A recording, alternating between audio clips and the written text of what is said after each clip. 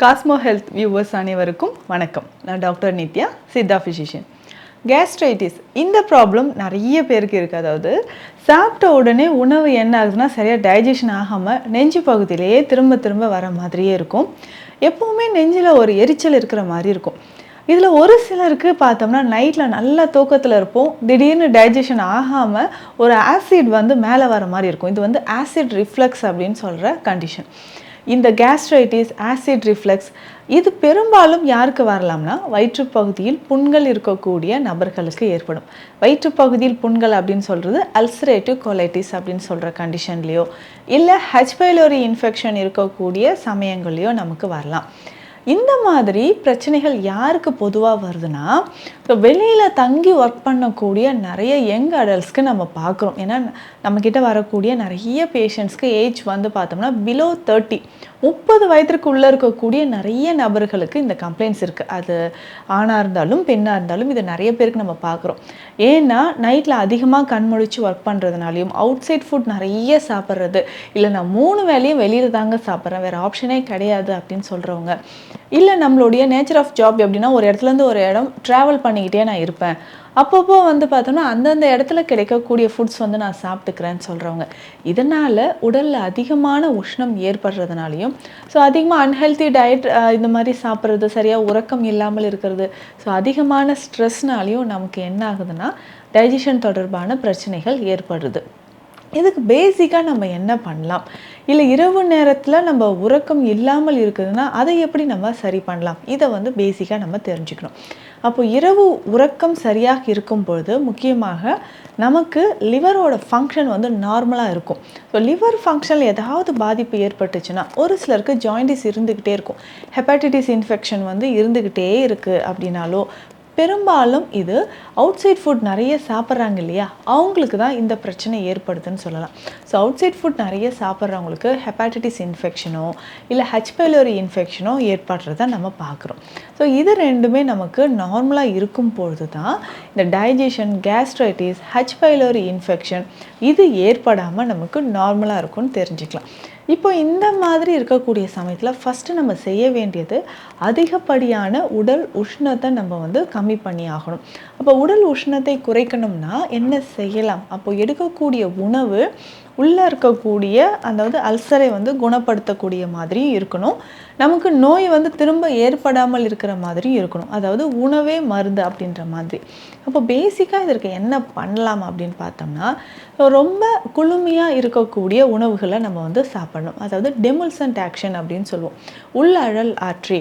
இப்போது சித்த மருத்துவத்தில் உள்ளழல் ஆற்றி செய்கை இருக்கக்கூடிய அதாவது ஆக்ஷன், ஒவ்வொரு ஹெர்புக்குமே ஒரு ஆக்ஷன் இருக்கும். ஸோ ஸ்பெசிஃபிக்காக இந்த ஹெர்ப் இந்த நோய்க்கு நம்ம பயன்படுத்தலாம், இந்த மூலிகையை இதுக்காக சாப்பிட்டா நமக்கு நல்லாவே குணம் பெறும் அப்படின்னு சொல்லுவோம் இல்லைங்களா. அந்த மாதிரி உள்ளே இருக்கக்கூடிய புண்களை ஆற்றக்கூடிய மாதிரியான உணவுகளை நம்ம எடுக்கணும். அதில் முக்கியமாக பார்த்தோம்னா அது வயிற்றுக்குள்ளே இருக்கக்கூடிய மியூக்கஸ் லேயர், மியூக்கஸ் மெம்பரைன் அப்படின்னு சொல்லுவோம். ஸோ அதிகமாக ஆசிட் செக்ரேஷனாலேயோ ஸ்பைஸியாக காரமாக இருக்கக்கூடிய உணவுகள் நிறைய சாப்பிட்டதுனாலையும் மியூக்கஸ் மெம்பரைன் நமக்கு அஃபெக்ட் ஆகிருக்கலாம். அதை சரி செய்ய மாதிரியான உணவுகளை நம்ம எடுக்கணும். இதற்கு முக்கியமாக வெள்ளை பூசணி. இந்த வெள்ளை பூசணியை மட்டுமே வச்சு எவ்வளவு நாட்பட்ட அல்சரையும் நம்ம நிச்சயமாக குணப்படுத்த முடியும். ஸோ இந்த பதிவில் இப்போ நான் சொல்லியிருக்க குறிப்புகளை கவனமாக கேட்டுக்கோங்க.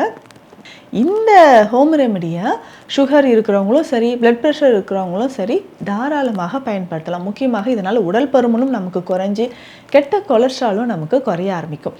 ஸோ அப்படி ஒரு விஷயம் என்னன்னு பார்த்தோம்னா வெள்ளை பூசணி அப்படின்னு சொல்கிறோம். இந்த வெள்ளை பூசணியை நம்ம எப்படிங்க பயன்படுத்தலாம்?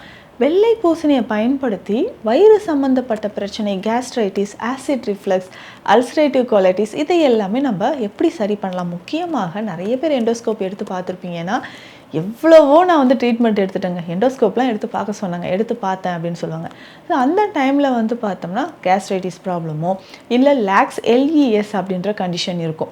இதனாலையும் நிறைய பேருக்கு ஸ்டொமக் அல்சர் ஏற்பட வாய்ப்புகள் இருக்குது. இதற்கு எப்படிங்க நம்ம வெள்ளை பூசணியை பயன்படுத்தலாம் அப்படின்னு கேட்டிங்கன்னா, வெள்ளை பூசணியை வேக வைத்து டெய்லி ஒரு பவுலில் நம்ம சாப்பிட்டுட்டு வரணும். ஸோ இட்லி பாத்திரத்தில் வெள்ளை பூசணிக்காயை வந்து வச்சுட்டு ஒரு 5 நிமிடம் நல்லா பாயில் பண்ணிக்கணும். ஸோ இது வெந்த பிறகு எடுத்து இதுக்கு மேலே கொஞ்சமாக நம்ம வந்து சீரக பொடியை போட்டு இந்த பவுல் நிறைய டெய்லியுமே வந்து இந்த வெள்ளை பூசணி ஏதாவது ஒரு டைமில் நம்ம சாப்பிட்லாம். இந்த மாதிரி தொடர்ந்து சாப்பிட்டுக்கிட்டே வரும்பொழுது வயிற்றுப்பகுதியில் இருக்கக்கூடிய புண்கள், அல்சர் இது எல்லாமே குணமாக ஆரம்பிக்கும். இது தொடர்ந்து என்ன பண்ணலாம், நம்ம வந்து அல்சர் பிரச்சனையும் இருக்குது அப்படின்னு சொல்கிறவங்க வெள்ளை பூசணியை வேக வைத்து சாப்பிட முடியலன்னா காலையில் இது ஜூஸ் மாதிரி குடிக்கணும். இதை எப்படி ரெடி பண்ணலாம்னா, அது பூசணியோட வெள்ளை பூசணியோட தோலெல்லாம் எடுத்துட்டு இதை சின்ன சின்ன பீசஸாக நம்ம எடுத்துக்கணும். இதனோட கொஞ்சம் வெள்ளரிக்காய், பாதி அளவு வெள்ளரி சேர்த்துக்கணும். வெள்ளை பூசணியோட வெள்ளரிக்காய் சேர்த்து நல்லா மிக்சியில் அரைச்சி ஜூஸ் எடுத்ததுக்கப்புறம் இதில் ஒரு 1/4 டீஸ்பூன் அளவுக்கு சீரக பொடி சேர்த்து குடிக்கணும். இதில் உப்பு, இனிப்பு எதுவுமே சேர்க்க வேண்டாம். இது அப்படியே குடிக்கும்போது நம்ம உள்ளே இருக்கக்கூடிய மியூக்கஸ் மெம்பரேனில் இருக்கக்கூடிய புண்கள் கொஞ்சம் கொஞ்சமாக குணமாக ஆரம்பிக்கும். இது எடுக்கிறதுனால இன்னொரு எக்ஸ்ட்ரா பெனிஃபிட் நமக்கு என்னன்னு பார்த்தோம்னா, உடலில் இருக்கக்கூடிய தேவையற்ற கழிவுகள் வெளியேறுது. ஸோ அதிகமாக உடல் பருமன் இருக்கிறவங்க, வெரிகோஸ் வெயின் இருக்குதுன்னு சொல்கிறவங்க, ஒரு சிலருக்கு பார்த்தோம்னா அடிவயிற்று பகுதியில் அதிகமாக ஒரு உப்புசம் இருந்துக்கிட்டே இருக்கிறது, இல்லை அதிகமான தசைகள் சேர்ந்துருக்கிறது, கொஞ்சமாக உணவு சாப்பிட்டாலும் வயிறு உப்புசமாக இருக்குது, இந்த மாதிரி கண்டிஷன் எல்லாமே சரியாகிறதுக்கு வெள்ளை பூசணி சாறை வந்து நம்ம டெய்லி காலையில் எம்டி ஸ்டொமக்கில் குடிக்கும்பொழுது ஒரு நல்ல பலன் நமக்கு கிடைக்கும். இதுவே சித்த மருத்துவத்தில் பார்த்தோம்னா வெள்ளை பூசணி லேகியம், வெண்பூசணி நெய், இந்த மாதிரியான மருந்துகளும் நமக்கு கிடைக்குது. இது சில மருந்துகளோடு சேர்த்து சாப்பிடும்பொழுது நமக்கு வயிற்று பகுதியில் இருக்கக்கூடிய புண்கள் குணமாகுது. இந்த வெள்ளை பூசணி நெய்யும் நம்ம வீட்லேயே ரெடி பண்ணிக்கலாம். ரொம்ப சிம்பிளாக இதை நம்ம ரெடி பண்ணலாம். எப்படின்னு பார்த்தோம்னா, வெள்ளை பூசணியை நல்லா தோல் எடுத்துட்டு மிக்சியில் அரைச்சி எடுத்துக்கணும். ஸோ இதனோட என்ன சேர்க்கணும் அப்படின்னா, இது ஒரு 400 கிராம்ஸ் 500 கிராம்ஸ் இருந்துச்சுன்னா இதனோட அதிமதுரம் பொடி 100 கிராம் சேர்த்து கலந்துக்கணும். சீரகம் பொடி 100 கிராம் சேர்த்து கலந்துக்கணும். இதனோட 1 கிலோ அளவுக்கு நெய் சேர்த்துக்கணும். நெய் சேர்த்து நல்லா காய்ச்சி எடுத்து வச்சுக்கணும். நெய் சேர்த்து காய்ச்சி வரும்போது அந்த பூசணி எல்லாமே நெய்யோடு கலந்து தனியாக வந்து பிரிய ஆரம்பிச்சிடும். நல்லா ப்ரௌன் கலரில் அது வந்து தனியாக பிரிய ஆரம்பிச்சிடும். அதுக்கப்புறம் இந்த நெய்யை வடிகட்டிட்டு இதை நம்ம டெய்லி காலையில் 10லேருந்து 15 ml எம்டி ஸ்டொமக்கில் குடிக்கணும். யாரெல்லாம் எடுக்கலான்னா, அல்சர் பிரச்சனை இருக்கிறவங்க, கேஸ்ட்ரைட்டிஸ் ப்ராப்ளம் இருக்குது, ரொம்ப நாளாக வயிறு புண்ணு இருக்குது அப்படின்னு சொல்கிறவங்க இதை தாராளமாக குடிச்சிட்டு வரணும். ஸோ டெய்லி காலையில் ஒரு 10-15 ml இந்த வெண்பூசணி நெய்யை குடிக்கும்பொழுது நாட்பட்டு இருக்கக்கூடிய அல்சர் தொந்தரவுகள் இது எல்லாமே குணமாக ஆரம்பிக்கும். இதை தாண்டி நம்ம உணவில் நிறைய கீரை வகைகள், மணத்தக்காளி கீரை, வல்லாரை கீரை, இதையெல்லாமே சாப்பிட்லாம்.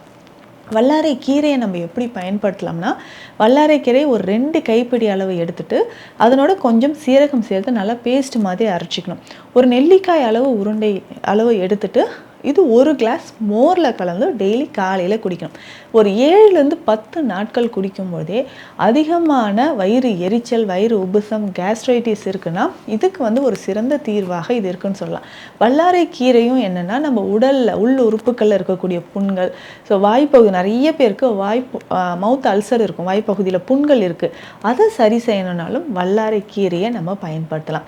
இந்த பதிவில் நான் சொல்லியிருக்கிறது எல்லாமே ரொம்ப ரொம்ப சிம்பிளான ரெமடிஸ் தான்.